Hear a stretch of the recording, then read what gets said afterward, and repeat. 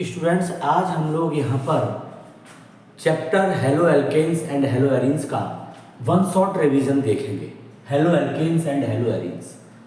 आपको बताना चाहूँगा मैं, ये जो जनरल फॉर्मूला है CnH2n+2, ये एक एल्केन है।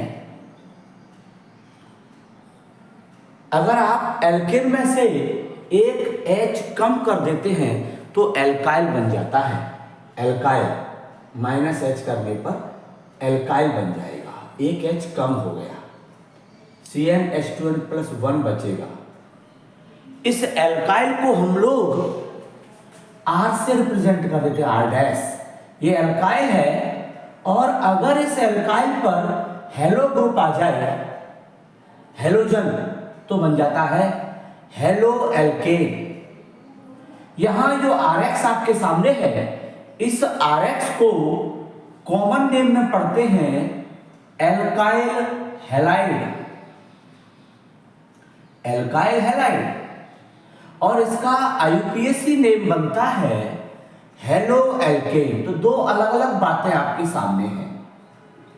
IUPAC नेम बना जाएगा, वो क्या पढ़ा जाएगा? IUPAC नेम पढ़ा जाएगा हेलो, पहले हेलो को बोलेंगे और फिर एल्केन को हेलो एल्केन। लेकिन यहां पर कॉमन नेम में बोलेंगे एल्काइल हैलाइड। अगर आप एक कार्बन का एल्काइल लें, that is methyl. Suppose halide के प्लेस पर आप क्या रख सकते हैं वो समझिए, फ्लोराइड, क्लोराइड, ब्रोमाइड, आयोडाइड। अगर आपने CH3Cl ले लिया तो CH3Cl का जो कॉमन नेम होगा वो होगा methyl chloride. Methyl chloride, alkyl पहले बोला, एक कार्बन का एल्काइल मिथाइल है, फिर हैलाइड बोला मिथाइल क्लोराइड। IUPAC नेम में पहले हेलो मींस क्लोरो, फिर बोलेंगे एल्केन, दैट इज मीथेन। तो हमारे पास बात बनी, एल्काइल हैलाइड का जो IUPAC नेम होता है वो हेलो एल्केन होता है, जबकि कॉमन नेम होता है वो एल्काइल हैलाइड होता है। कॉमन नेम जो होता है वो एल्काइल हैलाइड होता है, एल्काइल हैलाइड। मिथाइल क्लोराइड अगर Br होता, मिथाइल ब्रोमाइड। आयोडीन होता, मिथाइल आयोडाइड। मिथाइल आयोडाइड अगर यहाँ I रख दें तो मिथाइल आयोडाइड, और इसका IUPAC नेम बनेगा आयोडोमीथेन। आयोडोमीथेन, क्लियर है? IUPAC name. तो हेलो एल्केन का जो IUPAC नेम होता है वो होता है हेलो एल्केन, हेलो एल्केन। और इसी को कॉमनली पढ़ते हैं एल्काइल हैलाइड। तो हमारे पास जो चैप्टर चल रहा है इसमें हम लोग देख रहे हैं halo alkane, alkyl halide. General formula CnH2n+1 X। X hello group है, यहां पर X हो गया FCl, Br, I। बेटा ये एक मोनो एल्काइल हैलाइड है, क्योंकि इस हेलो एल्केन में अगर बात की जाए एक हेलोजन है, that's why mono alkyl halide.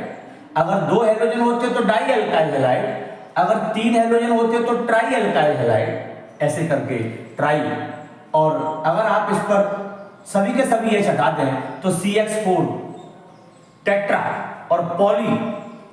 तो हमारे पास, और ध्यान से सुनिए कि अगर किसी एल्काइल हैलाइड में कोई डाई एल्काइल हैलाइड है, ये डाई एल्काइल हैलाइड है क्योंकि इसमें दो हेलोजन है, और यहां पर ये भी एक डाई एल्काइल हैलाइड है क्योंकि भले ही एक कार्बन का एल्केन था उस पर दो हेलोजन है।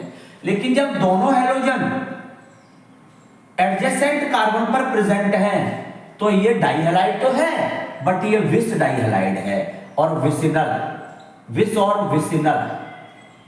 लेकिन जब यही डाई हैलाइड्स, जब यही दोनों हेलोजन एक ही कार्बन पर प्रेजेंट होते हैं तो ये जैम डाई हैलाइड होता है। तो ये जैम डाई हैलाइड होता है। ये एक प्राइमरी एल्काइल हैलाइड है, प्राइमरी 1 डिग्री।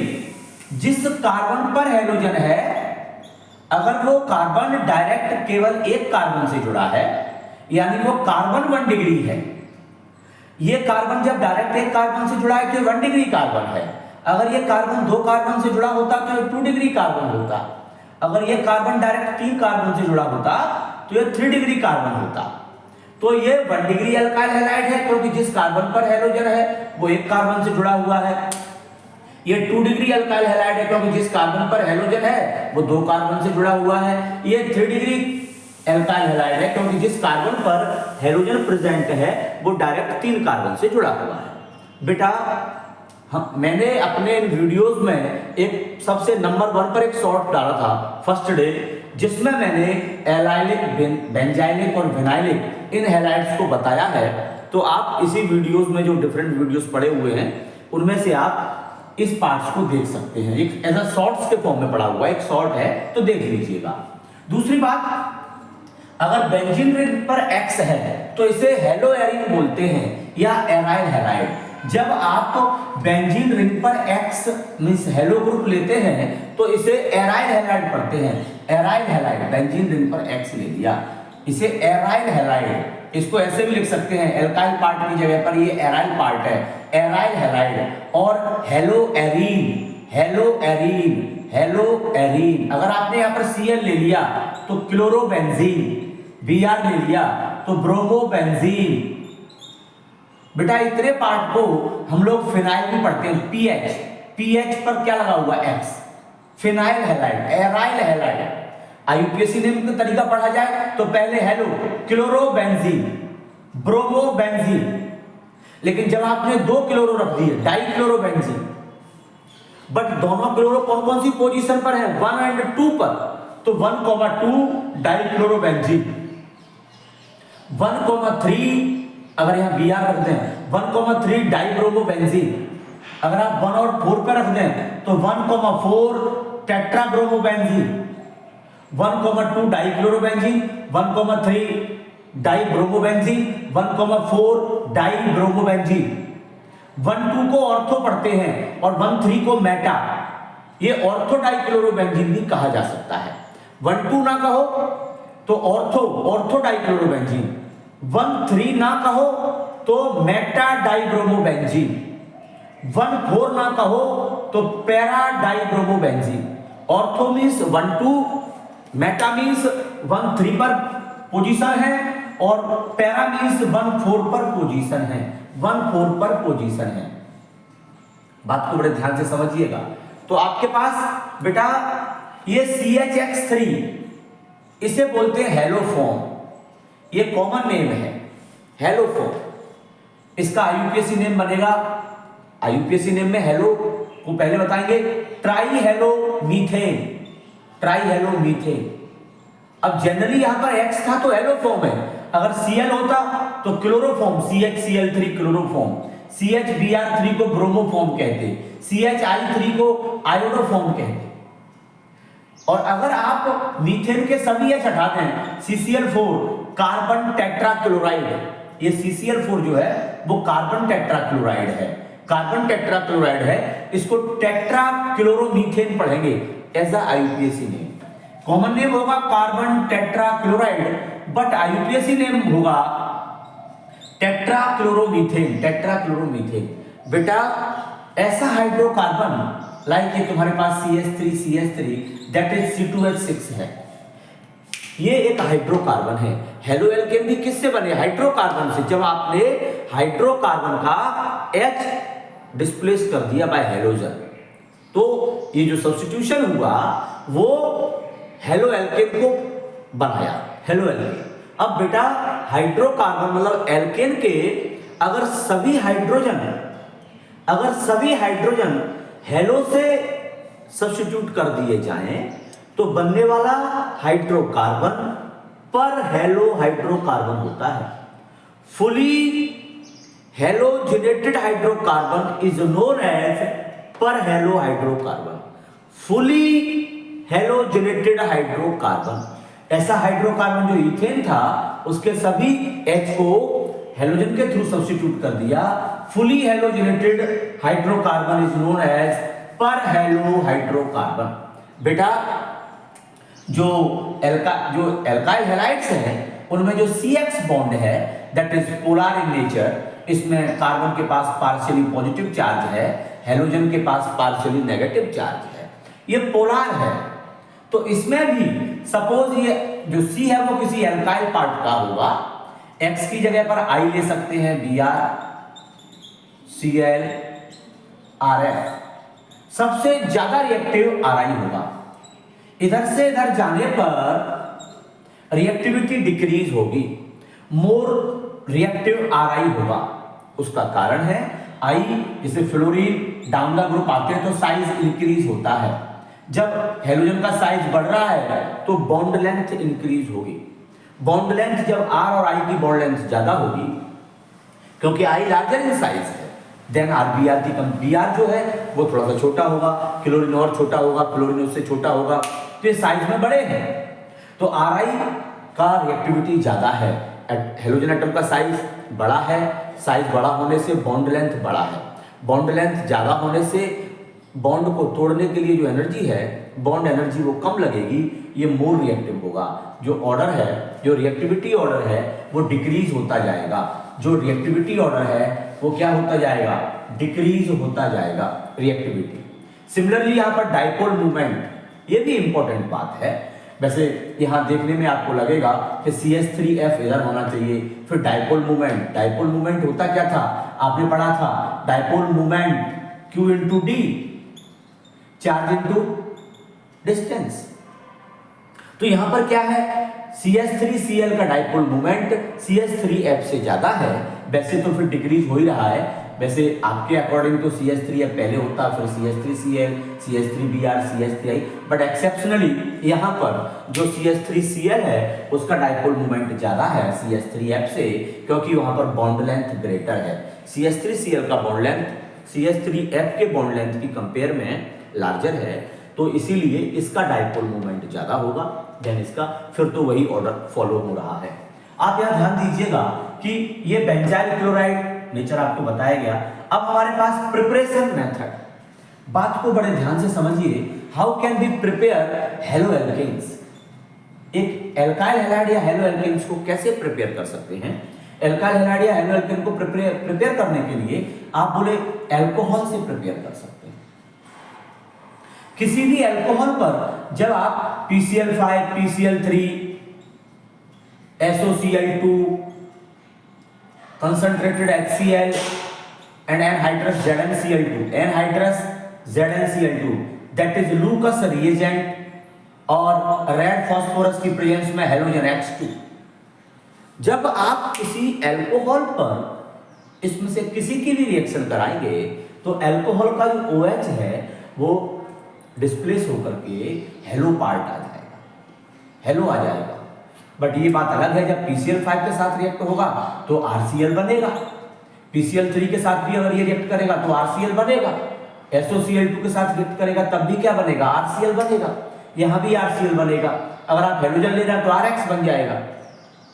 लेकिन जब PCl5 रिएक्ट करता है तो RCl तो बनता है। PCl5 के केस में सपोज ROH पर PCl5 का रिएक्शन हो रहा है, इस केस में साथ में रिलीज होता POCl3 एंड HCl।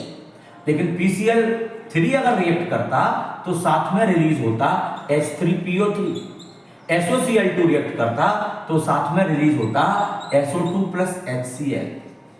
तो ये साथ में बाई प्रोडक्ट्स हैं जो याद करना उतना जरूरी नहीं है, बट आपको बताया गया। PCl5 जब रिएक्ट करेगा तो RCl POCl3 बनेगा, फास्फोरस ऑक्सी ट्राइक्लोराइड साथ में HCl। लेकिन जब अल्कोहल पर PCl3 की रिएक्शन होती है तो फिर क्या बनता बेटा, तो RCl बनता, साथ में H3PO3 बनता, और अगर SOCl2 की रिएक्शन होती तो SO2 एंड HCl भी साथ में प्रोड्यूस होता। इसे डार्जन्स मेथड बोलते हैं। ROH से RCl बनाना थायोनाइल क्लोराइड की रिएक्शन से, इट इज थायोनाइल क्लोराइड, तो SO2 रिलीज होता है, HCl बनता है, लेकिन साथ में RCl भी बनता है। इसमें बिल्कुल प्योर RCl बनता है, SO2 गैस रिलीज हो जाती है। डार्जन्स मेथड कहलाता है। आगे सुनते हैं बेटा। तो हमने ये देखा कि how can be prepare alkyl halide. तो सबसे पहली बात आई फ्रॉम एल्कोहल्स। हमको डायरेक्टली ये याद रखना है कि एल्कोहल पर किस किस की रिएक्शन से क्या बनेगा। अल्कोहल पर किस किस की रिएक्शन से आप प्रिपेयर कर सकते हैं? अल्कोहल पर PCl5 की रिएक्शन, PCl3 की रिएक्शन, SOCl2 की reaction. लूकस reagent is a mixture of anhydrous ZnCl2 and concentrated HCl। Red phosphorus की प्रेजेंस में हेलोजन लेते हैं, NaBr प्लस H2SO4 ले लेते हैं तो प्रिपेयर हो जाता है। दूसरी बात यह है फ्रॉम हाइड्रोकार्बन्स। सेकंड पॉइंट ये है फ्रॉम हाइड्रोकार्बन्स में आपको जो भी पढ़ा रहा हूं वो ऑलरेडी मैंने बोर्ड पर लिख रखा है ताकि थोड़ा सा लिखने में टाइम वेस्ट ना हो। फ्रॉम हाइड्रोकार्बन, और आपको समझाने पर ज्यादा से ज्यादा फोकस कर पाऊंगा। फ्रॉम हाइड्रोकार्बन, बेटा हाइड्रोकार्बन में हमारे पास एल्केन पर अगर रिएक्शन की जाए तब भी बनता है, और एल्कीन पर रिएक्शन की जाए तब भी बनेगा। जब आप किसी एल्केन पर यूवी लाइट की प्रेजेंस में Cl2 की रिएक्शन कराते हैं तो एक बार 1 डिग्री कार्बन से H हट के Cl आ जाएगा, एक बार 2 डिग्री कार्बन, इसमें ये कार्बन 1 डिग्री है, ये भी 1 डिग्री है, ये दोनों ही कार्बन 2 डिग्री है क्योंकि डायरेक्ट 2 कार्बन से जुड़ा है, ये भी डायरेक्ट 2 कार्बन से जुड़ा है तो 2 डिग्री कार्बन है। तो एक बार क्या हो सकता है 1 डिग्री कार्बन पर अगर यही रिएक्शन ये लिखी हुई है कि आपने एल्केन लिया, ब्यूटेन लिया, ये एल्केन ब्यूटेन है, ब्यूटेन पर जब आपने किसकी रिएक्शन कराई, ब्यूटेन पर जब आपने Cl2 यूवी लाइट, तो एक बार Cl 1 डिग्री कार्बन पर आ गया, एक बार Cl 2 डिग्री कार्बन पर आ गया। बेटा इन रिएक्शन में जो 2 डिग्री बना है, 2 डिग्री अल्काइल हैलाइड फॉर्म हुआ है, वो मेजर प्रोडक्ट होगा, 2 degree alkyl halide major product होगा। सिमिलरली अगर आप किसी एल्कीन पर hydrogen halide like HBr, alkene ले लिया आपने CH3CH डबल बॉन्ड CH3, इस पर आपने HBr का एडिशन कराया, ये एक सिमेट्रिक एल्कीन है, यहां डबल बॉन्ड पर जो कार्बन जुड़े हुए डबल बॉन्ड से उन पर इक्वल H है, ये सिमेट्रिक एल्कीन है।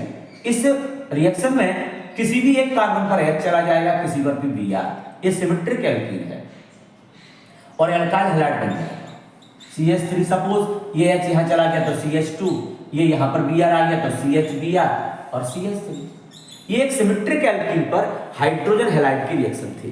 लेकिन जब यही रिएक्शन अगर आप किसी अनसिमेट्रिक एल्कीन पर करते हैं, unsymmetric alkene like propene, CH3CH double bond CH2 propene, और इस पर आपने HBr का रिएक्शन कराया, तो ये HBr का जो रिएक्शन है, ये जो HBr का रिएक्शन है वो 2 तरीके से होता है बेटा।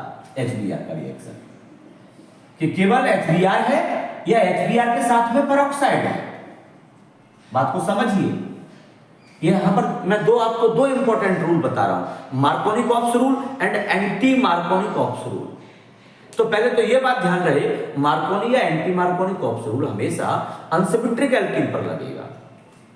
तो जब आप प्रोपीन पर HBr का रिएक्शन कराते हैं, ये प्रोपीन है, ये अनसिमेट्रिक एल्कीन है, डबल बॉन्ड से जो बॉन्डेड कार्बन है उन पर इक्वल H नहीं है, एक जैसे H नहीं है, तो जब इस पर HBr की रिएक्शन हुई तो बेटा Br वहां जाएगा, ध्यान से सुनिए, जब पेरोक्साइड नहीं है तब Br HBr में से जो नेगेटिव पार्ट Br है वो उस कार्बन पर जाके बॉन्डेड होगा, डबल बॉन्ड से बॉन्डेड उस कार्बन पर जाके बॉन्डेड होगा जिस पर H कम है, और H वहां जाएगा जिस पर H ज्यादा है। वैसे तो H यहां ज्यादा है बट यहां रिएक्शन नहीं होगी, जो एडिशन होगा वो डबल बॉन्ड से बॉन्डेड कार्बन पर ही होगा, दोनों उन्हीं कार्बन पर होगा, तो Br यहां आएगा, H यहां आएगा, तो प्रोडक्ट क्या बनेगा CH3, H यहां पहुंचेगा तो ये भी CH3 हो जाएगा, यहां Br पहुंचा है तो CHBr। ये मार्कोनी-कॉप्स रूल है। मार्कोनी-कॉप्स रूल हमेशा अनसिमेट्रिक एल्कीन पर होगा, एंटी मार्कोनी भी अनसिमेट्रिक पर होगा, बट मार्कोनी रूल जब फॉलो होगा तब पेरोक्साइड प्रेजेंट नहीं होगा, एंटी मार्कोनी रूल जब फॉलो होगा तब पेरोक्साइड होगा। तो यहां पर आपको मार्कोनी-कॉप्स याद रख लेना है, Br वहां जाएगा जहां पर H कम है, Br वहां जाएगा जहां पर H कम है, एंटी मार्कोनी में जस्ट ऑपोजिट हो जाएगा, Br वहां जाएगा जहां पर H ज्यादा है और H वहां जाएगा जहां पर H कम है। तो कुल मिलाकर के बात यह है, जब ये बना तब ये भी थोड़ा बहुत बनता है, बट ये मेजर होता है, यहाँ पर ये ज्यादा अमाउंट में बनता है, ये मेजर प्रोडक्ट है। जब एंटी मार्कोनी में ये बना तब ये भी थोड़ा बहुत बनता है। समझ गए बात को? तो ये मार्कोनी एंड एंटी मार्कोनी कॉप्स रूल। आगे चलते हैं, हमने एल्कीन से बनाया, वहीं अगर एल्कीन पर आप CCl4 की प्रेजेंस में Br2 जोड़ते हैं तो एक Br यहां आ जाएगा, एक Br यहां आ जाएगा, और मेरे बच्चों ये विस डाइहैलाइड बन जाएगा। विस कब होते हैं? जब एडजेसेंट कार्बन पर हेलोजन होते हैं। जब एक ही कार्बन पर दोनों हेलोजन होते तो उसे जेम डाइहैलाइड बोलते हैं, तो उसे जेम डाइहैलाइड बोलते हैं। इसके बाद आप एक एल्काइल हैलाइड को एल्काइल हैलाइड से ही प्रिपेयर करते हैं। यहां पर या तो आप क्लोराइड लेके चलेंगे या एल्काइल ब्रोमाइड लेके चलेंगे। जब आप एल्काइल क्लोराइड या ब्रोमाइड लेके चलेंगे, आप विशेष ध्यान दीजिए, फिर NaI या Ki के रिएक्शन एसीटोन की प्रेजेंस में होता है। X के प्लेस पर Cl या Br होगा। X के प्लेस पर क्या होगा? Cl या Br। तो बेटा ये जो X है, मतलब जो क्लोरो या ब्रोमो है, वो आयोडो से डिस्प्लेस हो जाएंगे। तो फिर Rx में RCl या RBr ही होगा केवल। अगर इस पर NaI या Ki की रिएक्शन हुई एसीटोन की प्रेजेंस में, तो X के प्लेस पर क्या है? Cl या Br, ये डिस्प्लेस होकर के I आ जाएगा, NaI और Ki और एसीटोन की प्रेजेंस के साथ में। तो इस रिएक्शन को हम लोग फिंकलस्टीन रिएक्शन बोलते हैं। Finkelstein reaction. लेकिन जब यही रिएक्शन एल्काइल क्लोराइड या ब्रोमाइड की ही रिएक्शन जब आप AgF, COF2, SbF3 इनकी प्रेजेंस में कराते हैं, तो जो क्लोरोब्रोमो थे उसके प्लेस पर फ्लोरो आ जाएगा। That is Swarts reaction. हम लोगों ने हेलो एल्केन को 3 तरीके से बनाना चाहा। क्या? कौन कौन से? फ्रॉम एल्कोहल्स, जिसमें आपको क्लियर होना चाहिए कि आपने एल्कोहल पर किस किस की रिएक्शन कराई, तो बना। फ्रॉम एल्केन, एल्केन में हाइड्रोकार्बन में, सॉरी, फ्रॉम हाइड्रोकार्बन्स में alkene and alkene, free radical halogenation. Cl2 UV light की प्रेजेंस में जो रिएक्शन का मैकेनिज्म है वो फ्री रेडिकल हेलोजनेशन है। उसके बाद आपने क्या देखा? एल्कीन से बनाया, और उसके बाद आपने देखा हैलाइड एक्सचेंज मेथड। ये हैलाइड एक्सचेंज मेथड है, ये हैलाइड एक्सचेंज मेथड है। अंडर हैलाइड एक्सचेंज मेथड हमारे पास 2 नेम रिएक्शन थी, एक तो फिंकलस्टीन रिएक्शन और एक स्वार्ट्ज रिएक्शन। एक तो फिंकलस्टीन रिएक्शन और दूसरी स्वार्ट्ज रिएक्शन। इसके बाद हमारे पास थोड़ी देर के लिए हम लोग केमिकल प्रॉपर्टीज पढ़ रहे हैं, जिसमें से 1-2 पार्ट कंप्लीट कर पाएंगे। फिर नेक्स्ट वीडियो में आपको केमिकल प्रॉपर्टीज और सिखाई जाएंगी। बेटा हमारे पास यहां पर केमिकल प्रॉपर्टीज में हेलो एल्केन की 3 टाइप की केमिकल प्रॉपर्टीज देखने को मिलती हैं। एक तो हेलो एल्केन की वो केमिकल प्रॉपर्टीज हैं जिनमें मेटल्स के साथ रिएक्शन करेगा। हेलो एल्केन में हेलो एल्केन किसके साथ रिएक्ट करेगा? मेटल्स के साथ। दूसरी प्रॉपर्टी है एल्कोहलिक KOH के साथ रिएक्शन होगा, और तीसरा है न्यूक्लियोफिलिक सब्स्टिट्यूशन रिएक्शन। इनको हम डिटेल में नेक्स्ट क्लास में देखेंगे। Nucleophilic substitution reaction. अगर आप एल्काइल हैलाइड की रिएक्शन मेटल्स के साथ देखेंगे तो आपके पास 2 मेटल होंगी, एक होगी मैग्नीशियम और एक होगा सोडियम। जब भी एल्काइल हैलाइड मेटल के साथ रिएक्शन करेगा तो ड्राई ईथर की प्रेजेंस ली जाएगी, ड्राई ईथर। एल्कोहलिक KOH के साथ रिएक्शन देखेंगे और साथ में न्यूक्लियोफिलिक सब्स्टिट्यूशन रिएक्शन देखेंगे। बेटा जब एल्काइल हैलाइड मेटल में जो रिएक्शन दे रहा है वो 2 मेटल्स है हमारे पास, मेटल्स के साथ, एक तो मैग्नीशियम के साथ, दूसरा सोडियम के साथ। जब एल्काइल हैलाइड मैग्नीशियम के साथ रिएक्ट करता है in the presence of dry ether, तो Rx के बिटवीन MgX आ जाता है, RMgX फॉर्म हो जाएगा। That is Grignard reagent. Grignard reagent में ये पार्ट नेगेटिव होता है, ये पार्ट नेगेटिव होता है पार्शियली, और Mg पॉजिटिव पार्ट होता है। तो जब ग्रिग्नार्ड रिएजेंट बोले कब फॉर्म होगा? जब एल्काइल हैलाइड मैग्नीशियम मेटल के साथ ड्राई ईथर की प्रेजेंस में रिएक्ट करेगा, तो बनता है ग्रिग्नार्ड रिएजेंट। सिमिलरली अगर सोडियम के साथ रिएक्शन होता है तो सोडियम के साथ रिएक्शन में क्या होगा बेटा? एल्काइल हैलाइड के 2 मोल लिए जाएंगे, सोडियम भी 2Na होगा। जब एल्काइल हैलाइड की सोडियम के साथ रिएक्शन होगी, ड्राई ईथर की प्रेजेंस होगी, बट 2NaX रिलीज हो जाएगा, R बॉन्ड R जुड़ जाएगा। तो ये यहां पर जो रिएक्शन है एल्केन का फॉर्मेशन, ये वुड्स रिएक्शन कहलाएगी। Wurtz reaction. जब आप एल्काइल हैलाइड की रिएक्शन सोडियम के साथ ड्राई ईथर की प्रेजेंस में कराएंगे, एल्केन का फॉर्मेशन वुड्स रिएक्शन है। लेकिन अगर आप एल्काइल हैलाइड के प्लेस पर एराइल हैलाइड लेते हैं, 2 सोडियम लेंगे आप, एराइल हैलाइड लेंगे, ड्राई ईथर होगा, तब भी 2NaX रिलीज होगा। 2 बेंजीन रिंग आपस में जुड़ करके 2 एराइल पार्ट आपस में जुड़ करके क्या बनाएंगे? 2 एराइल पार्ट जुड़ करके बाइफिनाइल। इस रिएक्शन को हम लोग फिटिंग रिएक्शन बोलेंगे। ये वुड्स रिएक्शन थी, एल्काइल हैलाइड के साथ वुड्स रिएक्शन थी, और ये फिटिंग रिएक्शन है। सिमिलरली आप एक एल्काइल हैलाइड लें और सोडियम लें और एक एराइल हैलाइड लें, तब भी 2NaX रिलीज होगा। तब भी क्या रिलीज होगा? 2NaX। और एक एल्काइल बेंजीन रिंग के साथ जुड़ जाएगा, एल्काइल बेंजीन बन जाएगा। इस रिएक्शन को हम लोग वुड्स फिटिंग रिएक्शन बोलेंगे। Wurtz Fittig. पहली रिएक्शन वुड्स है, दूसरी रिएक्शन में एराइल हैलाइड के 2 मोल लिए जा रहे हैं तो फिटिंग है, और तीसरी रिएक्शन में एक एराइल हैलाइड है, एक एल्काइल हैलाइड है, एल्काइल बेंजीन बन गया है। ये वुड्स फिटिंग रिएक्शन है। ये वुड्स फिटिंग रिएक्शन है। एक और हमारे पास केमिकल प्रॉपर्टी है elimination reaction. Reaction with alcoholic KOH। जब आप अल्कोहलिक KOH के साथ रिएक्शन कराएंगे तो K के साथ Cl रिलीज होगा, KCl। K के साथ Cl। बेटा साथ में H यहां से भी जा सकता है और यहां से भी। ये अल्फा कार्बन है, जिस कार्बन पर फंक्शनल ग्रुप है वो अल्फा है, उसके नियरेस्ट वाले carbon just bonded carbon beta है। तो अल्फा कार्बन से तो हाइड्रोजन गया, बीटा कार्बन से H जा सकता है। ये 2 बीटा है, यहां से भी H जा सकता है। अगर यहां से H गया तो OH के साथ वाटर रिलीज हो जाएगा। तो अगर यहां से Cl गया, यहां से H गया, तो यहां डबल बॉन्ड आ जाएगा।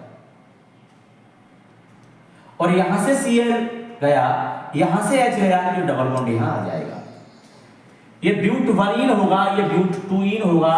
ब्यूट-2इन मेजर प्रोडक्ट है according to Saytzeff rule. Saytzeff rule के according more alkylated alkene more stable है। इस एल्कीन में 2 एल्काइल ग्रुप दिख रहे हैं, मिथाइल मिथाइल। तो इसमें जो स्टेबिलिटी है वो किसके अकॉर्डिंग है? सेडजेफ रूल के अकॉर्डिंग। सेडजेफ रूल के अकॉर्डिंग ये मेजर प्रोडक्ट है, इसकी स्टेबिलिटी ज्यादा होगी क्योंकि ये मोर एल्काइलेटेड है। तो जब आप बीटा एलिमिनेशन में देखते हैं अल्कोहलिक KOH की रिएक्शन होती है तो Cl भी गया, यहां से या यहां से H चला जाएगा। तो यहां पर इस एलिमिनेशन को हम लोग बोल सकते हैं डीहाइड्रो हेलोजनेशन। डीहाइड्रो, हाइड्रोजन भी हटा और हेलोजन भी हटा और एल्कीन का फॉर्मेशन हुआ। बेटा आज के लिए हम लोग सिर्फ इतना ही देख रहे हैं। नेक्स्ट वीडियो में हम फुली हेलो एल्कीन को कंप्लीट कर देंगे और आप लोग पढ़िए, ध्यान दीजिए। थैंक्स।